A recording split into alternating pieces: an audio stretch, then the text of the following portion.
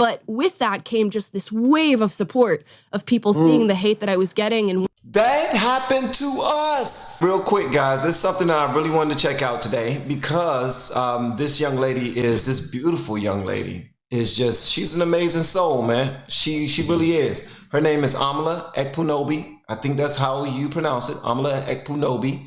And she has an amazing story. I'm sure you already know, but she is having a conversation with the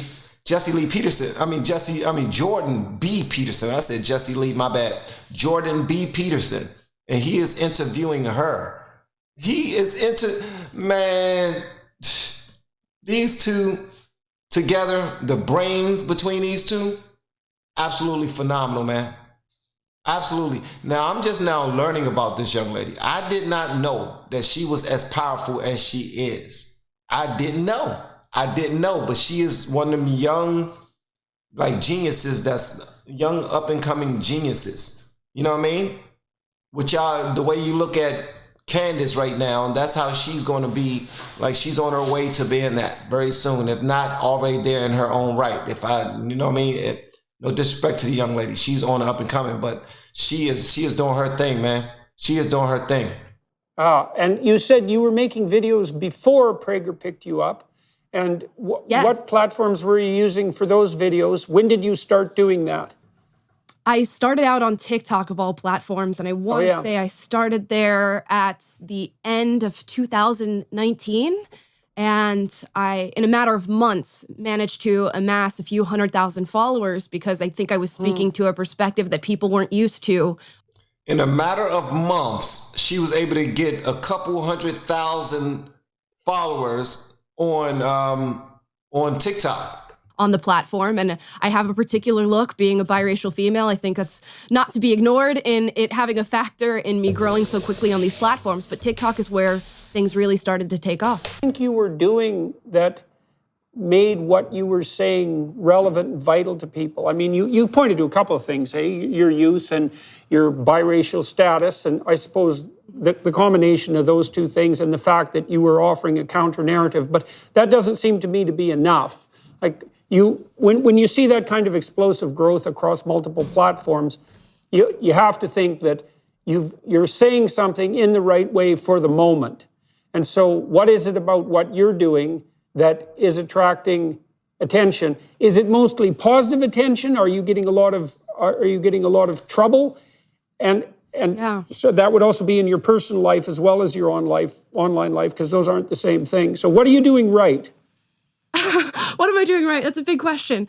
Yeah, that's what I want to know too. What are you doing right? That's a great question. I started out on the platform. It was just a leisurely thing. I unfortunately had downloaded TikTok as a form of entertainment and started scrolling through this curated For You page, which of course takes in your demographics and realizes somewhat of who you are as a person and then feeds you videos that they think you'll like. And the videos that I was being fed were just a lot of leftist radical ideology, really reducing me down to my gender, my race, talking about how pivotal it was that I was to be a member of the feminist movement or of Black Lives Matter. And I saw that and thought, wow, it's very interesting that this app took in my demographics and this is what it fed me. I wonder if there's anybody saying anything contrary to this. So one day I took out my phone and I filmed a video talking about how I used to be a former leftist and now I'm on the other side of things, and that part of me sort of died off but spoke to it a little bit, and my videos started taking off purely due to hatred. People were very upset at me. Wow. Viral vitriol. People were pissed off, so they pushed that video a whole lot because they were upset. Wow. Like, can you believe she said this? Wow. And just bullying, saying the meanest things possible. Espousing these views. I was called a race traitor, an Uncle Tom, a coon. I got every single name you can think of for what I was doing. And then with that, that's fun. Hatred came. Yeah. It was something that I expected by virtue of having been on that side of things already. I knew what I was going to walk into with that. But with that came just this wave of support of people seeing the hate that I was getting. And Wow. wanting to be a part of the counter narrative of that. That happened to us. Oh my gracious, that happened. Well, not in the same vein.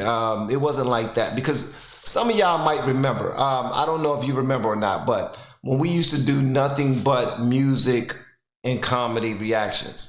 And then when we started doing Jordan B. Peterson, people were pissed off. We started doing Ben Shapiro videos. People were pissed off. We started doing Jesse Lee Peterson videos. People were pissed off. And then when we did Candace, oh my gracious, that sent it over the top. People were done with the channel. They were leaving. They were writing me long emails that I can't believe you're selling your soul for the Republicans. Like, what? You should know better. You ought to know better being a black man. Being a black man, you should know better than to support the side you're supporting. I'm like, what? I thought that our channel was done. I thought it was done. I'm like, whoa, for real? This is how y'all feel? Let me do some more. Because when I saw the support that came from it, it was ridiculous, man. So they got pissed off. They started leaving the channel at record paces. A lot of people started leaving the channel. And then to show support, you guys showed up, man. You all showed up like, man, don't worry about them. We got you. This is what they do when they know that you're going in the right direction. Keep going, stay focused. When y'all did that, man, please. And I spoke with other reaction channels who went through the exact same thing. I don't know why when somebody changes their mentality, their ideology, and they start learning new things outside of their comfort zone or outside of what the majority believes, you know what I mean? Bruh, people start getting mean. They start thinking that us being mean will put you back in place. No love whatsoever. No love, just saying the worst things possible. Acting like you are lost, acting like you don't know anything, just sending you. Man, if I can tell you all the different conversations I've had with people, and a lot of people that I was cool with, I'm still cool with, because I don't hold grudges or anything like that. But a lot of people that was just cool people, at least I thought, as soon as they started to see the direction of the channel, man, they went crazy. They went nuts. And then, you know what? It didn't stop other reaction channels from doing the same thing. They was like, man, forget that. I don't care. We gonna learn it too. Right. Well, that's interesting, because it's certainly been the case that in respect to my rise to notoriety, let's say, the most vitriolic attacks have been the ones that have done me the most good. Certainly. And that's pretty weird, you know. It isn't necessarily how you look at life, but the first video that really went viral in relationship to my political activity, I had put up a couple of videos criticizing the University of Toronto's idiot HR policies, you know, predicated on diversity, inclusivity, and equity, and their half-begotten, dimwit interpretation of human psychological functioning. The idea that you could use explicit anti-racist training to overcome implicit racist bias, which is like the most preposterous thing ever from a psychological perspective. I criticized that in this compelled speech law in Canada. Then some activists cornered me. I'd been speaking at a free speech rally, which I didn't arrange, by the way.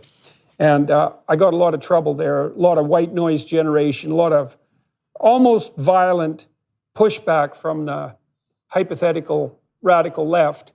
And then a bunch of activists cornered me on the way in to my building, my office building, and they filmed it, the encounter, talking about all the Nazis that were at my free speech rally. And first of all, I remember that joint. Peterson, do you have any comments on the Nazi presence at your protest? I remember that. And he handled him like a beast. He handled him like they was mad that they even rolled up on him after that. I reacted to that too. Make sure y'all check that out. Well, I don't know what it's like in the United States at the moment, although I've been there quite a bit. There aren't any Nazis in Canada. That's just not a Canada thing. I don't know anyone who knows anyone who's ever met anyone who claims to be a Nazi. Like, it's just not an issue. And so that was completely preposterous. Anyways, they filmed this encounter, claiming that I was attracting all sorts of demented right-wingers, and that went viral. The idea was to damage my reputation, but exactly the opposite happened. And then I've had a number of encounters with journalists that have been definitely, the journalists were just, they're real vipers. They're the sort of people. In fact, one of them eventually admitted that this is what she was doing. This was Nellie Bowles, who used to work for the New York Times. She actually wrote an apology, a public apology, although not specifically to me, saying that as a New York Times journalist, I just now realized, man, do y'all know how much money this brother makes? This brother got a lot of daggone money. I'm talking about Jordan B. Peterson. He makes a lot of cash, man. Sweet money, stinky money. Money don't smell good. I don't know why people like to smell money. Money don't smell good at all. Like the chemical that they put on money and all that other stuff, and then all the hands that it had touched, and it don't smell good. People do some nasty things with money. But anyway, this brother got a lot of money, and I'm learning that. I'm looking at his backdrop, everything behind him. He's just so classy and old school. That look at that. Where he is, don't have central AC, nor does it have central heat. It's old school. He got an AC unit in the window. He got daggone one of them, what you call them, radiators. Back in the day, we used to have radiators in our apartment building. And inside of the apartment building, let me tell you something. Them radiators would get so hot that everybody had some burn marks either on their arms, their hands, something. We always had burn marks on them. But I'm just looking at him, and wherever he is does not have central AC, but it looks really nice. It looks really, really nice. Like I love it. Like, it's so cool. It's so, refined. You know what I mean? This brother he's dope, man, for real. I just wanted to point that part out. Made her career by going out to purposefully destroy people. And so talking to journalists like that, it's really like walking through a nest of vipers, because the people who do that sort of thing ask their questions in a way that is designed to make you say something that will be fatal to your reputation permanently, so that their status can be elevated as the person that outed you. But interestingly enough, just to wrap this story up, is every time that's happened, although it made things shaky for a couple of weeks or a couple of months afterwards, the positive consequences have eventually been far greater than the negative consequences. And so that being attacked, that can be well, first of all, it forces you to get your arguments in line. But it also can be a real, well, as you said, your sense is that had you not been subject to all that abuse, you probably wouldn't have grown as quickly. Yeah, all of the pivotal moments in what has been a very, very short career so far have been when people have come at me with hatred and vitriol and painted this really evil picture of me. And then people who want to believe that and want to see what I have to say in order to throw hate at me end up finding my message and eventually having this reaction of, wow, she's really not that bad. Because I understand the people that I speak out against, I come forward and say, here's why you believe what you believe. And with everything you're seeing right now, I completely understand it because I was there. I'm not going to shout at you about how you're stupid or brainwashed because, that was me 4 years ago even. So I try to approach all the conversations I have with that perspective. So people are expecting to meet this really evil, bulldog, abrasive individual. And then they find my videos and go, oh, it's not at all what these hate comments were saying. It's totally different. Wow. I love that young lady, man. She's so dope. She represents the best of rights, center-leaning rights. Because I don't even know if she's Republican, conservative. Well, she is a conservative, but I know she's center-leaning right. I know she is. Because she's still on her journey. Like, you can't just go from left and run all the way far right. If you ever see somebody go from far left to far right, then they are the grifters. Those are the people who are the grifters. Those are the fake ones. Those are the fake individuals who are selling some type of persona so that they can win in whichever field they're in at the moment. That's it.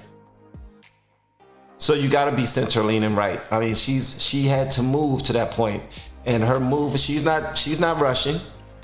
She's not trying to hurry up and finish her journey. She realizes she's young, and by the time she's at the end of her journey, she might still be within the middle. She might move back closer to the middle. She might move far right.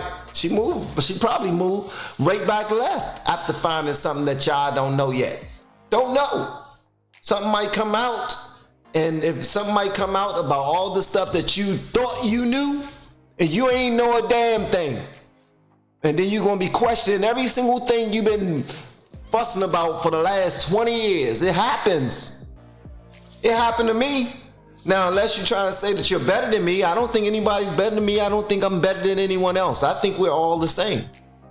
That's a problem to some people who look like me. That's a problem. To some people who look like you, that's a problem. How can you be friends with such and such? How can you love such and such? They don't look like you. They are this, they are that. I'm like, miss me with that.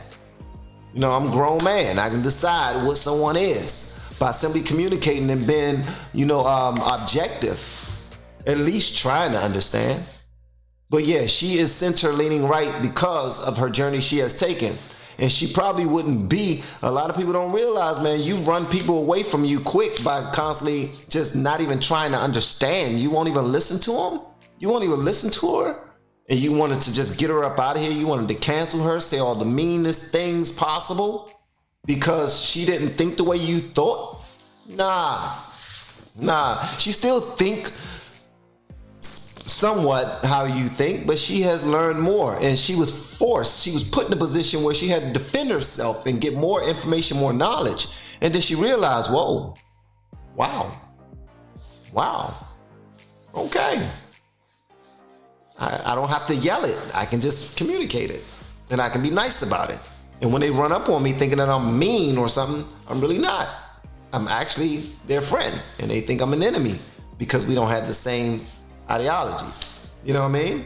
So shout out to this young lady, Amala Ekpunobi, and Dr. Jordan B. Peterson. Sorry for calling him Jesse Lee Peterson. Both of them are my guys. But y'all let me know whatever y'all want me to know in the comments, man. We're going to check more out of this on another video, just not this one.